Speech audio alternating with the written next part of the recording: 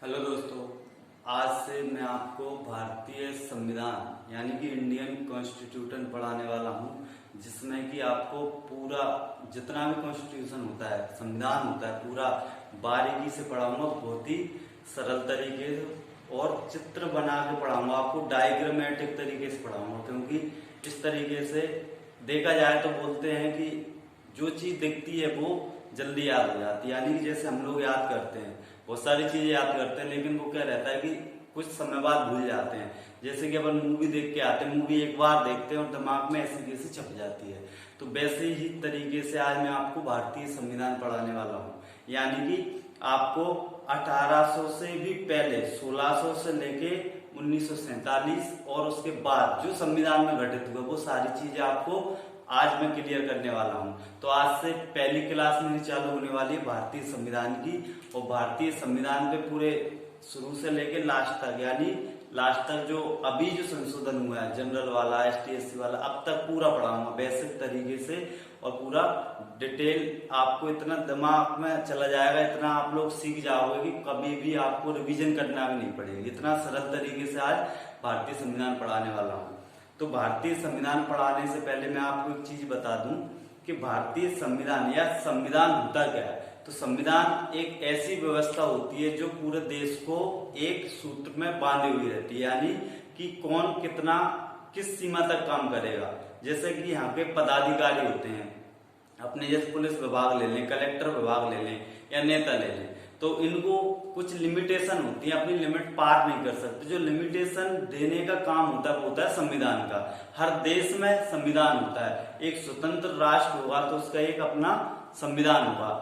तो संविधान के बारे में हम देखते हैं, चर्चा करते हैं और भारतीय संविधान को पढ़ते हैं आगे। और भारतीय संविधान को पढ़ने से पहले एक दिमाग में एक आपके डाउट आ रहा होगा कि अभी संविधान 1947 में बना था या 50 तक बना था, इस टाइम पे बना था, तो इससे पहले क्या भारत में कोई कानून व्यवस्था नहीं थी क्या? थी, बिल्कुल थी। यानी कि यहाँ पर जो राजा महाराजा होते थे वो भी क्या करते थे, कानून का दायरा निश्चित करते थे जनता के लिए, सेना के लिए और खुद अपने आप के लिए। क्योंकि बिना किसी लिमिटेशन के कोई चीज कंट्रोल ही नहीं होती। अगर कोई चीज कंट्रोल नहीं होगी तो वो आपे से बाहर निकल जाएगी। इसलिए पहले के लोग या पहले के राजा महाराजा भी कानून, पहले संविधान नहीं था लेकिन कानून व्यवस्थाएं थी, पहले भी थी, आज भी है और आगे भी रहेंगी। तो देख लेते हैं।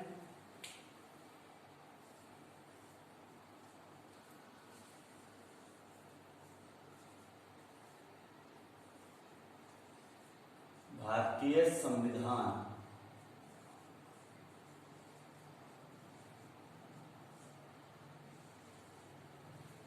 संविधान पढ़ने से पहले अपन देखते हैं कि पहले जो व्यवस्थाएं चलती थी किस आधार पे चलती थी। तो आज क्या है कि एक बुक है अपनी भीमराव अम्बेडकर, बहुत सारे नेताओं द्वारा, बहुत सारे जो सेनानी थे, बहुत सारे जो लोग बाग तो इस टाइम पे उन्होंने कानून बनाया, बहुत सारी चीजें दी उसमें और उसको आज जनता फॉलो करती है। लेकिन पहले कानून एक परलौकिक टाइप के थे, यानी ईश्वरीय जो बोलते हैं, ईश्वरीय जो कानून, जैसे आज बोलते हैं कि अगर जूते पहन के मंदिर में जाओगे तो पाप लगेगा, मतलब ऐसे एक डर टाइप का होता था। डर को ही कानून बोलते हैं, क्योंकि डर नहीं होगा तो कानून कोई फॉलो नहीं करेगा।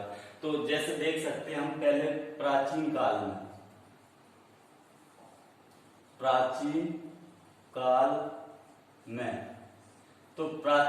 में हुआ करते थे अपने वेद,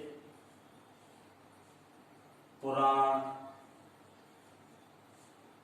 और बहुत सारी चीजें होती थी। यानी वेद और जो पुराण आप पढ़ के देखिए, उसमें सारी लिमिटेशन बहुत ही अच्छे तरीके से कानून व्यवस्था बताई गई है। तो जो महाराजा राजा हुआ करते थे, इन्हीं के आधार पे अपने प्रजा को, अपने राज्य को संभाला करते थे। यानी इसी आधार पे इनमें जो सारी चीजें लिखी हुई हैं, ऐसा लिखा हुआ है कि अगर आप लोग दूसरे की जमीन हड़पोगे तो आपको पाप लगेगा, आपको श्राप लगेगा। तो ये उस टाइम की चीजें थी, उस टाइम पे लोग समझते थे, उस आधार पे उधर उस टाइम पे लोग लिमिट में रहते थे। यानी कि दूसरे से छीनना नहीं है, दूसरे का उपकार करना है। राजा को निरंकुश होने से बचाता था। यानी राजा अपनी प्रजा के लिए क्या क्या कर सकता है, अच्छी चीजें क्या कर सकता है, उसके लिए कानून होता था। प्रजा के लिए होता था कि प्रजा एक लिमिट तक इतनी खेती कर सकती है, इतनी आपको कर देना पड़ेगी। तो जो टैक्सेशन होता था उस टाइम पे, टैक्स देने का सिस्टम, वो भी एक कानून जैसा ही था। जैसे अभी टैक्स देते हैं, पहले भी टैक्स देते थे। तो पहले भी क्या, एक कानूनी व्यवस्था थी। जैसे अपन देख सकते हैं अशोक के काल में, अशोक के काल में जो अशोक के कानून हुआ करते थे वो होते थे जो पत्र, ऐसे बोल सकते हैं, उनके शिलालेख थे, पुरालेख थे, बहुत सारे शिलालेख बनाए गए थे। यानी कि जो अशोक के शिलालेख, ताम्रलेख, बहुत सारे लेख जिनमें उसके कानून व्यवस्था लिखी हुई थी। उसमें जैसे बोल सकते हैं कि अशोक ने जनता को अपने पुत्र की भांति, यानी अपने बच्चों के जैसा व्यवहार किया था। यानी कि उसमें सारे कानून दिए होते कि अशोक हर 5 साल में मीटिंग रखता था, हर 5 साल में एक सभा जोड़ता था, जिसमें पूरी प्रजा की, पूरे अपने राज्य की देख रेख, क्या हो रहा है क्या नहीं हो रहा, वो चीजें देखी परखी जाती थी। एक सिस्टमेटिक तरीके से उस टाइम पे भी क्या कानून चलते थे। तो इस तरीके से अपन बोल सकते हैं कि प्राचीन काल में भी बहुत सारे कानून व्यवस्थाएं थी, वो ही धीरे धीरे चलते हुए चेंज होती गई और आज आपका संविधान बन गया। तो संविधान पढ़ने से पहले अपन देख लेते हैं कि वास्तविक संविधान का आरंभ कब हुआ। वास्तविक संविधान, यानी वास्तविक संविधान बोले तो अपना जो भारत में अंग्रेजों का आगमन हुआ, यानी भारत में अंग्रेजों के आगमन पर, अंग्रेजों का, ऐसा बोला जाता है कि जब भारत में अंग्रेजों ने ईस्ट इंडिया कंपनी डाली, तब से ही भारत में कानून व्यवस्थाएं या जो अपना संविधान है उसका निर्माण होना चालू हो गया था। जैसे बोलते हैं कि भारत आगमन हुआ था अंग्रेजों का, और अंग्रेजों ने जैसे ही भारत में आगमन किया उन्होंने एक कंपनी खोली थी भारत में, ईस्ट इंडिया कंपनी के नाम से। यानी east India company, east India जो कंपनी थी उसकी स्थापना की गई थी 31 दिसंबर 1600 में। यानी जो कंपनी की स्थापना की गई थी उसकी डेट थी 31 दिसंबर 1600 को, और 31 दिसंबर 1600 को यह कंपनी बनके तैयार हो गई थी। और इस कंपनी को चालू करने के लिए 30,133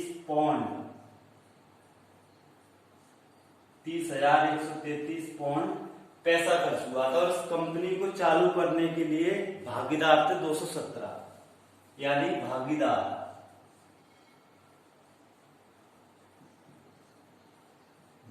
कितने थे इसमें, 217 लोग। 217 लोगों ने मिलकर और पैसा जोड़कर इस कंपनी को खड़ा किया था, यानी इस कंपनी को भारत में स्थापित किया था। और इस कंपनी को वास्तव में अगर देखा जाए, ईस्ट इंडिया कंपनी को खोलने का जो श्रेय जाता है वो जाता है ब्रिटेन की महारानी एलिजाबेथ को। महारानी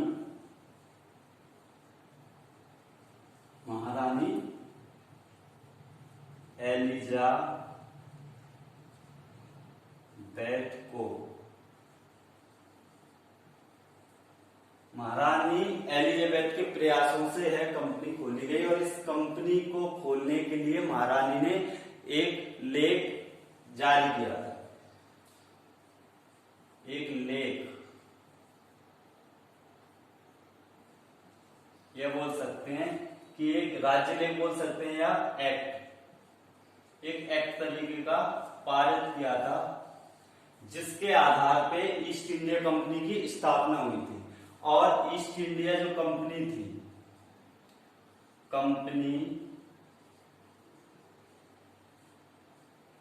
इस कंपनी के बारे में आपको एक बात क्लियर कर देता हूं कि इस कंपनी का जो कंपनी खोली गई थी, वो कंपनी खोली इसलिए गई थी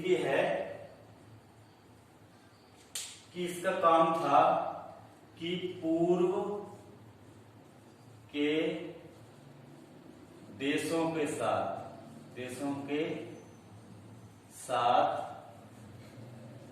15 वर्ष के लिए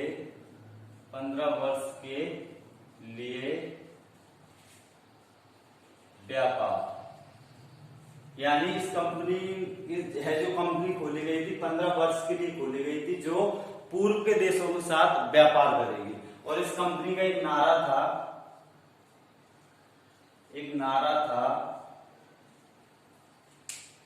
कि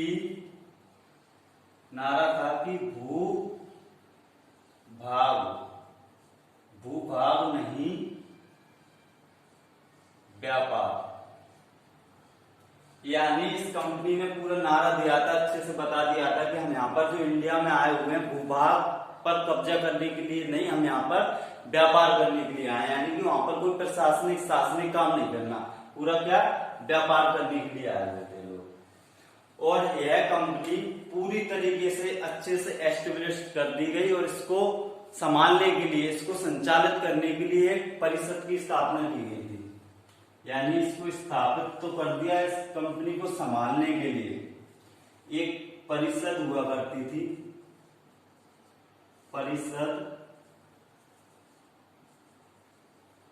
परिषद का नाम था BOD, board of director. Board of director जो परिषद, ये जो बोर्ड ऑफ डायरेक्टर होती थी इसमें 24 सदस्य होते थे। यानी कि ये जो परिषद थी इसको 24 सदस्यीय परिषद के नाम से भी जाना जाने लगा था। यानी कि जो परिषद हुआ करती थी इसमें एक गवर्नर और एक उप गवर्नर, एक होते थे, एक उप गवर्नर और एक गवर्नर। और जो बोर्ड ऑफ डायरेक्टर पूरी परिषद होती थी इसका कार्यकाल होता था अपना कार्यकाल होता था 1 वर्ष का। यानी कि हम कह सकते हैं कि जो बोर्ड ऑफ डायरेक्टर के सदस्य होते थे हर साल चेंज हुआ करते थे। यानी 1 साल के लिए इनको रखा जाता था, अगले साल नए सदस्य आते थे। तो हुआ क्या कि ये जो कंपनी थी ईस्ट इंडिया कंपनी 1600 से लेकर 1726 तक अपना कार्य अच्छे से करती रही। और इस दौरान ये जो ईस्ट इंडिया कंपनी थी इसने भारत में 3 जगह अपनी ब्रांच खोल दी थी, यानी प्रेसिडेंसी खोल दी थी। यानी भारत में 3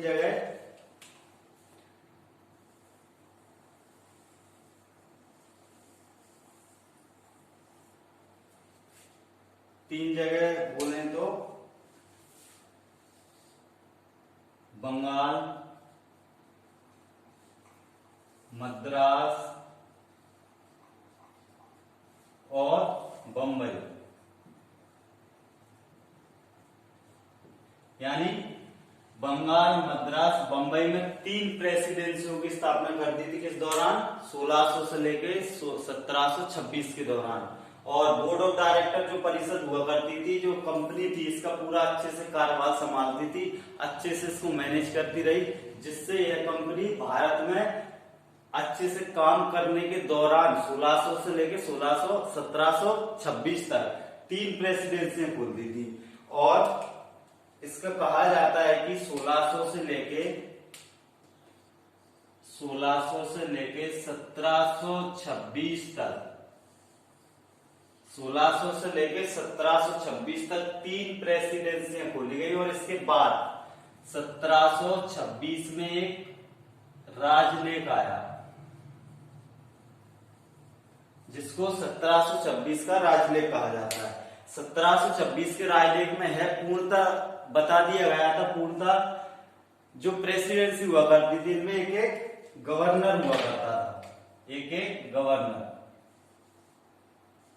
जो गवर्नर हुआ करते थे उनको पूर्ण अधिकार दे दिया गया कि वो अपनी अपनी प्रेसिडेंसियों में अपने कानून बना सकती हैं। इससे पहले क्या था, 1726 के लेख के पहले बोर्ड ऑफ डायरेक्टर ही तीनों जगह अपना कानून चलाती थी, यानी तीनों जगह अपना ही वर्चस्व था। पर ये 1726 के राजलेख के बाद हर एक प्रेसिडेंसियों में एक गवर्नर जो होते थे उनको अपनी अपनी प्रेसिडेंसियों में कानून बनाने का अधिकार दे दिया गया। इस तरीके से 1726 तक यह कंपनी अच्छे से काम करती रही और 1726 का लेख आया। इसके बाद में और भी लेख आएंगे, एक्ट आएंगे, जिनको हम अगले वीडियो में पढ़ने वाले हैं। तो आज के लिए इतना ही। धन्यवाद, थैंक यू। सब्सक्राइब कर दें, लाइक कर दें, शेयर कर दें। Thank you.